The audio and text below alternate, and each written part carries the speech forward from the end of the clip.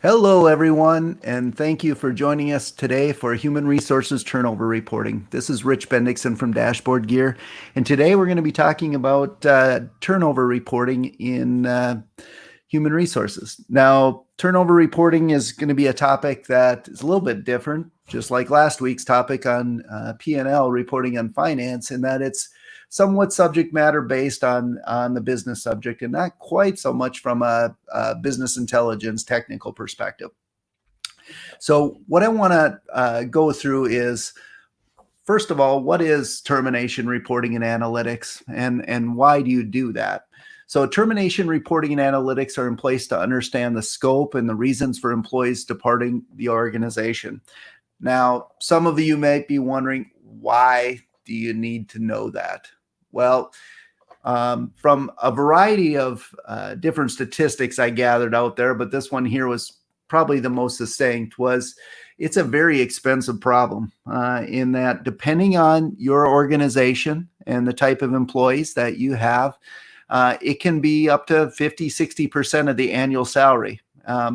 Now, the costs can also vary depending on the industry you're in, whether you're on the retail side, which we'll get into in a little bit later, has very high turnover and customer service, those kind of tasks, or maybe on the lower turnover side. So your costs will vary depending on how much technical things come into play. I put a link down below on where you can get some additional information from SHRM, which did a very good study on that. Now, one of the things that you're going to want to do when you get into it is understand that your industry is going to be unique. So the best thing you can do is, depending on the type of organization you are, find other benchmarking statistics that make sense to you. From the U.S. Bureau of Labor statistics, there's 12 to 15% annually is the typical turnover rate. But like I said, that really is kind of meaningless until you understand which industry you're in, because it varies quite a bit, but that is the average. I know LinkedIn percentage was right around 11%, so just a little bit below this. So depending on your source, you'll see a little bit different numbers.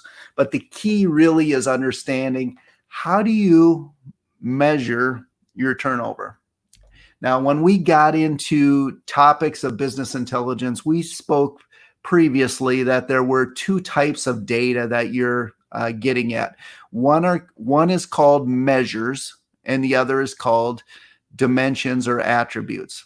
What the first thing I want to talk about is a measure, and that is, what is the number that you're looking for when it comes to turnover? Now, typically people define turnover as the number of terminations divided by the number of active employees, and it comes up with that percent. Now you can multiply by 100 and do all the things that you would do for a typical calculation here. I just wanted to give you a high level overview of that. But as we're working with organizations, we're finding that this typically is too simplified of a calculation to define. So you can have other ways of doing it, whether or not you want to take the basics, number of terms divided by number of active, or you take the number of terms divided by the number of active at the beginning of the period plus active at the ending of the period divided by 2. Those periods could be annual. You could say the active at the beginning of the year or the ending of the year, or are you talking the beginning of the month, the ending of the month? So there's a lot of variability to it. So the first kind of rule I want to give you is, make sure that you have a clear understanding within your organization of how you want to measure turnover. And are you going to do things like include contractors or not? Do you include seasonal temps or not? Are you annualizing the numbers? Clearly define what you mean by turnover. And that sounds obvious, but it's amazing how many organizations we work with that really don't have a clear definition of that. Or if I ask one department or one manager, I get a very different definition of it. So have a clear definition, agree on it amongst your organization the best you can, and then write that down of what that is. You're looking at specific statuses and so forth within that.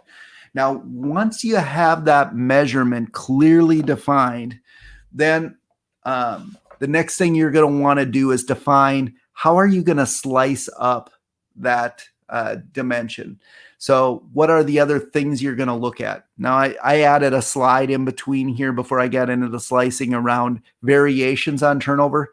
I'm not going to cover so much today around things like movement and retention. So in some organizations, it isn't as enough to talk about who's leaving the organization, but you also want to understand why people are moving around. Maybe someone's leaving a supervisor because they have an issue.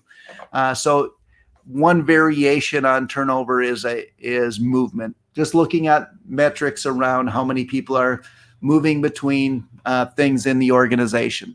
Now, the second part of that is retention. Some of you want to look at it a little more positively. Rather than who's leaving, I want to see who's staying. So measuring things that way. Similar kind of metrics, but just twist it a little bit differently. All around looking at the cost of those transactions that have occurred from an employee perspective. Now, the different attributes on slicing the measurement.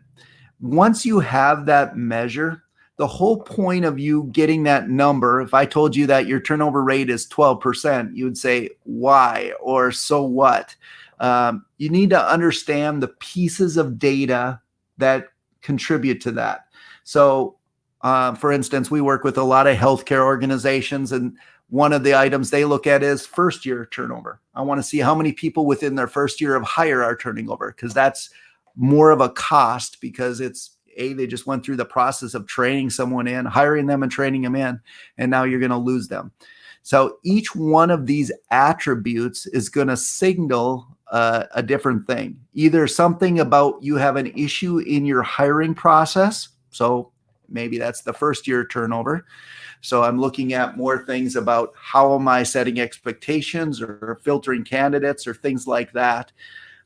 The second type is looking at, is it voluntary or involuntary turnover? And that maybe is more of an indication of something within the organization that's doing it.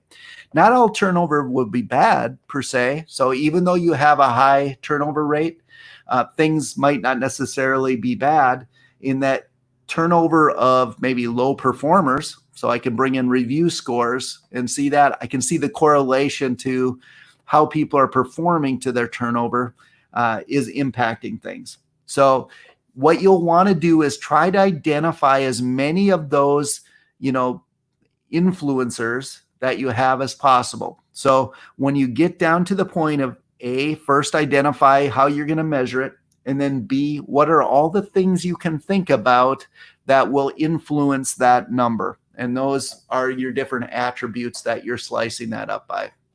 So then you want to take an inventory on your system. Do you have all of the necessary pieces of data that will impact these? So you might have employee survey results. Well, they're in someone's spreadsheet at their desk, or you have review scores in a third-party software. You just need to figure out, how can I gather up all of these things that influence that turnover data, take inventory of that. Now, you don't have to have all of it at once. You can start, accumulating that over time and make a plan, but just know that you need to kind of make a plan to get to all those pieces of data that are there. Otherwise, you're not going to be able to measure it and see that. So now that you have this data, what do you do to look at that? Now, as we've been talking through many of these items in this video series, we've gone through that there are different types of reporting. One type is analytics and ad hoc reporting. The second type is more production level or published style reporting. So with HR, that same thing applies, that you will use tools that are analytics based. So maybe I want to do something like Power BI or Burst or Tableau or something like that. Or what I just brought up here was Excel from a ad hoc perspective on the data. Now, what I did was at the dashboard gear level, we create two different types of data sets on all of the HR data. We create what's called a cube that allows you to do that analytics, and you use the pivot tables within it. I just wanted to cement or or kind of solidify what I spoke about earlier around the measurements in the cube showing up here, where you'll want to identify those different measures. So maybe you're just doing a term count where I'm seeing the number of terms. Well, now I then need to slice that up by those different categories that influence that. And so that's where you use the power of Excel with the cubes to break that data up. So for instance, I'm going to tell it a period of time. I just want to know how many terms I had within a particular period of time. So maybe I want to look at the data for March of 2008. I had 15 terms in March of 2008. Now within that, you then look at all of your other influencing attributes that drive that up, whether they be performance reviews or so forth. Now, one of the things that you're really going to want to do, on the HR side, for healthcare, for instance, we talked about categories, first year, second year, whatever their tenure is. Now, what you might want to do, you get into retail, we break down the first year even further, and you can do that in other industries too, to like what maybe you want to see in the first 30 days or the first 90 days, or maybe even those employees that never even started, which is probably an indication more of the hiring practices more than anything. So you want to break down that data. And all I'm really showing here is the ability to break down by any one of these attributes or categories.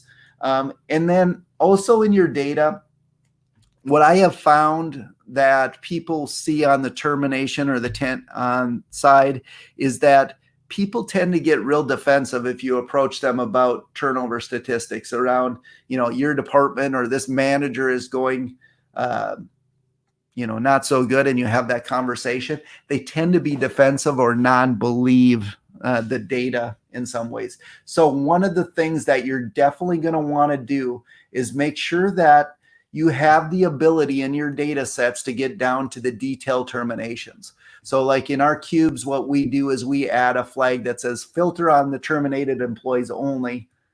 And then what you can do is come up to, my detailed employee dimension and put the employees. By doing that, I can see the individuals that make up that amount.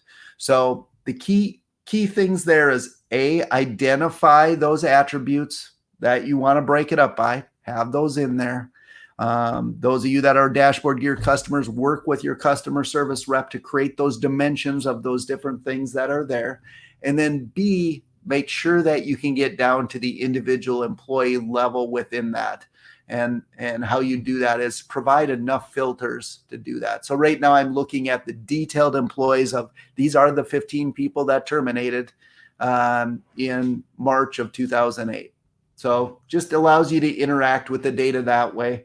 Now, a lot of times turnover by itself doesn't mean a whole lot. You're going to want to look at trends. Now, my data is not real great from a trend perspective. I'm just going to take everything off here and put the trends down below here. If I take 2008, for instance, and I'm look at that, I've got all my data. I've terminated the same employees over and over again. So the trend isn't looking real exciting. Instead, how I want to show you about trends is the second type of reporting, which is a dashboard type concept, or maybe a packaged report where it's a term listing. The tool that I brought up here is called SQL Reporting Services, and I've done other sessions on this. Not so important that it's this specific tool. It just happens to be the one that I'm running on my desktop here. But basically in SQL Reporting Services, I created a dashboard that's showing me different statistics within it. So just one of them that I'm looking at specifically, and I'm going to go to March because that's where I had those terminations, was it showing me that I had 14 people termed in March. I've had 14 year to date.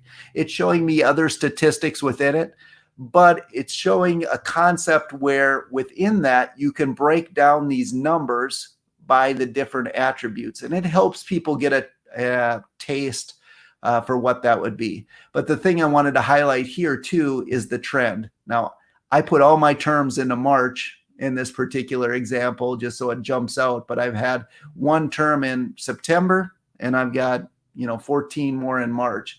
So I've got not too much of a exciting trend there. But you can link these together. Like I said, a key concept is make sure that you give users the ability to look back at the details that make up those numbers through the drill down.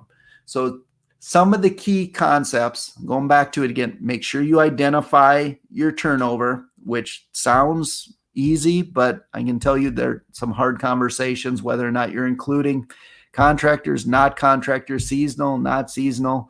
Do you want to include leave of absence? The one that I've used in other sessions was, do you consider a death a voluntary term or involuntary term? Just clearly define the rules that you want to play by in that. And then B, take those attributes, identify which ones are driving attributes that can help you reduce or increase, in the right cases, the turnover. Maybe you definitely need to chase out some people out of your organization. Then you can use different attributes, but just use the appropriate attributes that way. And then C, identify how is it that I want to interact with the data. Am I using analysts to look through data through ad hoc tools, or am I publishing this out to executive leaderships and making sure it's there? And then the other twist on that is just make sure you have a good plan, whether or not you want to make it public across departments. And some organizations, the culture is, I want every other organization, department to see the turnover rate across it. It's kind of a peer pressure thing, and other ones I don't. So it's kind of a cultural shift. So just be prepared for that. So really that's it from a high level turnover reporting. I don't want to go too deep into other types of metrics or even get too much into the weeds here, because really the moral of the story is have a clear understanding and then make sure you have the data to gather it up. And then you can use a tool like Dashboard Gear to facilitate the gathering and reporting of that data that's there once you have that. So thank you for watching our session again today and going through it. And we look forward to the next session when we're with you. If you have any suggestions on future ones, as always, send it to info@dashboardgear.com and we'd be happy to go through that. And we look forward to giving you another presentation next Friday. Thank you.